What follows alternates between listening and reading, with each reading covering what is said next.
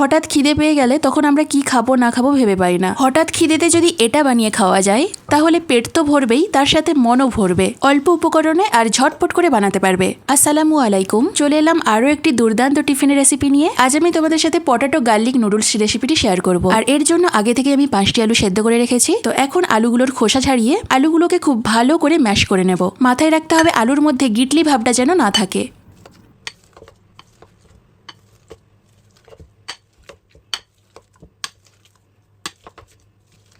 তো দেখতেই পাচ্ছ আমি আলুটাকে খুব ভালো করেই ম্যাশ করে নিয়েছি। এরপর এর মধ্যে দিয়ে দেবো স্বাদ মতো লবণ, 1 টেবিল চামচের মতো কর্নফ্লাওয়ার আর 2 টেবিল চামচের মতো ময়দা। এরপর কর্নফ্লাওয়ার আর ময়দাটা আলুর সাথে খুব ভালো করে মিশিয়ে নিয়ে আলুর একটা সফট ডো বানিয়ে নেব। আর হ্যাঁ, এটা কিন্তু হাতে একটু লেগে যাবে, মানে একটু স্টিকি ভাবটা বেশি। ডোটা যখনই হাতে একটু বেশি লাগবে তখনই একটু কর্নফ্লাওয়ার বা একটু ময়দা ছড়িয়ে দিতে পারো। তো দেখতেই পাচ্ছ ডোটা আমি তৈরি করে নিয়েছি। এরপর ডোটাকে 4 ভাগ করে কেটে নেব।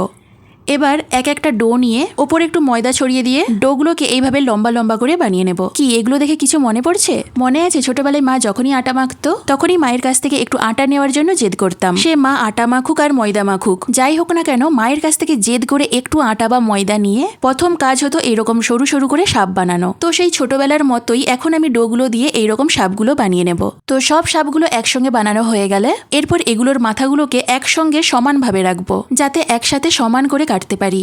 তোমরা তোমাদের মতো সাইজ করে কেটে নেবে, একটু ছোট করেও কাটতে পারো আবার একটু বড় করেও কাটতে পারো। এটা সম্পূর্ণ যে যার নিজের পছন্দের ওপর। আমি যেমন এগুলো সব আঙুলের 1 গাঁটের সাইজ মতো কেটে নিয়েছি।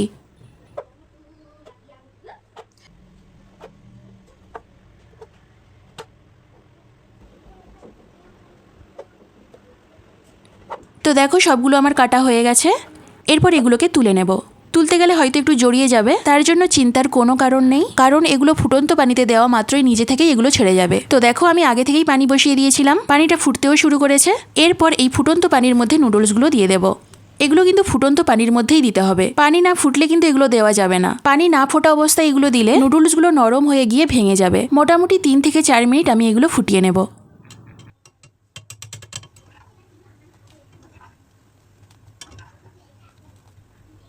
তো 4 মিনিট ফুটিয়ে নেওয়ার পর একটা পাত্রে পানি নিয়েছি, পানির মধ্যে কিছু আইস কিউব ফেলে দিলাম। এরপর নুডলসগুলো তুলে নিয়ে এই ঠান্ডা পানির মধ্যে নুডলসগুলো দিয়ে দেব। তো দেখতে পেলে তো নুডলসগুলো গরম পানিতে দেওয়া মাত্রই কেমন নিজে থেকেই আলাদা আলাদা হয়ে ছেড়ে গেছে। তো চলো এবার এই নুডলসগুলোকে সসের মধ্যে শর্টে করে নিই। তো এদিকে একটা প্যান নিয়েছি, প্যানের মধ্যে একটু সাদা তেল দিয়ে দিলাম। তেলটা একটু গরম হয়ে গেলে 1 চামচের মতো রসুন কুচি দিয়ে দেব।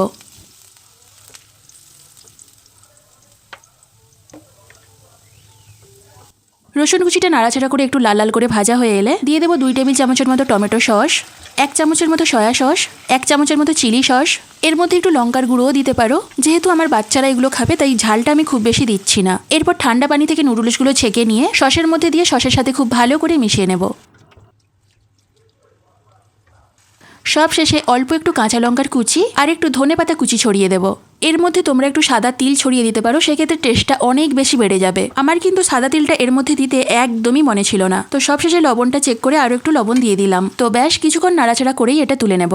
তো দেখলে তো কত অল্প উপকরণে ঝটপট দুর্দান্ত একটা টিফিন বানিয়ে ফেললাম। হঠাৎ খিদে পেলে যদি এরকম একটা খাবার মুখের সামনে চলে আসে তাহলে আর কি চাই। আর বাচ্চাদের টিফিনে দিলে তো বাচ্চারা পুরো টিফিনটাই শেষ করে আসবে। তো রেসিপিটি কেমন লাগলো অবশ্যই কমেন্ট করে জানিও। আজ এই পর্যন্ত, দেখা হবে পরবর্তী কোনো রেসিপি নিয়ে।